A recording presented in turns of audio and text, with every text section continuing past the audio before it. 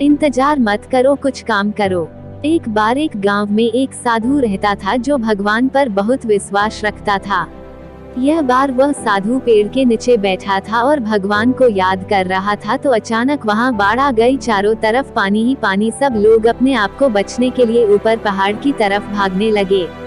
उनमें से एक आदमी देखा कि इस हालत में भी साधु जी भगवान की तपस्या कर रहे हैं। वह सोचा कि ये अपने आप को बचने के लिए कहीं जा क्यों नहीं रहे हैं, तो उसे साधु से बोला, अरे आप कहीं जा क्यों नहीं रहे हो, आप भी मेरे साथ ऊपर पहाड़ की तरफ चलो, नहीं तो डूब जाओगे।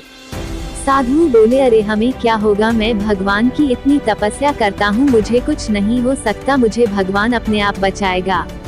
धीरे धीरे पानी साधु के कमर तक आ गया। अब लोग वहां से नाव लेकर निकलने लगे तो उनमें से एक ने साधु से कहा, अरे पानी आपके कमर तक आ गया है, आप हमारे साथ चलो। तो साधु ने कहा कि नहीं नहीं, भगवान मुझे अपने आप बचाएगा, और वह नाव वाला भी वहां से निकल गया।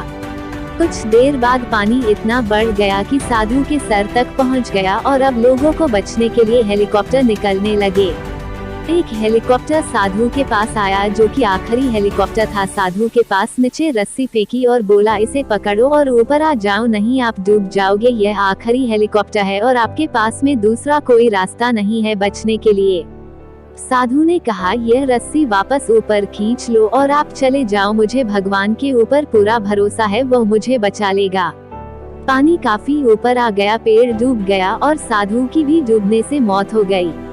मरने के बाद साधु भगवान के पास गया और बोला, हे भगवान, मैंने पूरी जिंदगी आपकी तपस्या की, मेरा सारा जीवन आपकी आराधना करने में लगा दिया, फिर भी इतने भरोसे के साथ इंतजार किया कि तुम मुझे बचने आओगे, लेकिन वहाँ मेरी डूबकर मौत हो गई और तुम नहीं आए, ऐसा क्यों? भगवान बोले, मूर्ख इंसान, एक नहीं 3 बार आया था, वो तीनों बार में ही तो था, पहला पैदल, दूसरा नाव के द्वारा और तीसरा हेलीकॉप्टर के द्वारा, लेकिन तुमने मेरा एक भी अवसर पहचान नहीं पाया, पता नहीं किसका इंतजार कर रहा था। इस तरह से जिंदगी में हमें ऊपर वाला बहुत से मौके देता रहता है, लेकिन हम सब उस मौके को ठुकरा कर पता नहीं किस चीज का इंतजार कर रहे होते हैं कि वो होगा तभी मैं करूँगा, और इस बात पर अड़े रहने से एक वक्त के बाद वो मौका हाथ से निकल जाता है और हम कुछ नहीं कर पाते हैं।